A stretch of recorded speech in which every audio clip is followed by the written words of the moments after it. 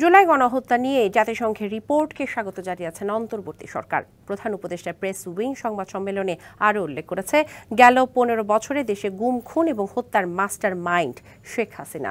জড়িতদের কাউকেই ছাড় দেওয়া হবে না। এছাড়া সারা দেশে ৭ থেকে ৮০০ আয়নাঘর আছে বলে ধারণা সরকারের।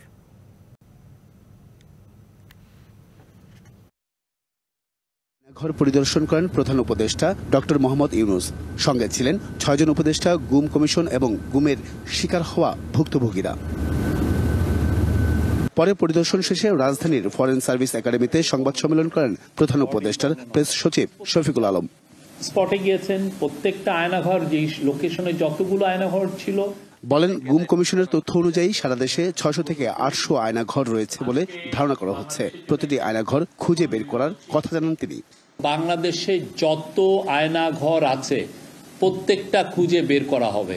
সোফার আমাদের কাছে গুম কমিশনের ইনভেস্টিগেশন অনুযায়ী এবং সিকিউরিটি ফোর্সে যা ইনভেস্টিগেশন করেছে আমরা জেনেছি এটার সংখ্যা কয়েকশো, মেবি ৭০০ থেকে ৮০০, এবং এইটা আরো বের হচ্ছে।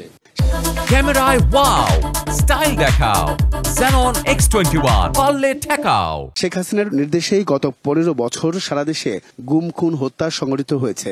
শেখ হাসিনা সহ যারা এসব ঘটনার সঙ্গে জড়িত তাদের সবাইকে বিচারের সম্মুখীন করবে সরকার, আর কেউই পার পাবে না বলেও হুঁশিয়ারি দেন তিনি। কাজগুলো করছি এবং এটা দিন রাত কাজ হচ্ছে। কোথায় কোথায় আয়নাঘর আছে, কারা কারা ইনভলভ ছিল, কারা কারা কাদের কাদের নামগুলো আসছে, সেগুলোকে পুঙ্খানুপুঙ্খভাবে বিচার করা, কে কে এখানে অর্ডার দিত, সেগুলো আমরা ইনভেস্টিগেট করছি। হিউম্যান রাইটসের প্রতিবেদন পর্যালোচনা করে তাদের সুপারিশ বাস্তবায়ন করবে সরকার। Ariful Islam, DBC news, Dhaka.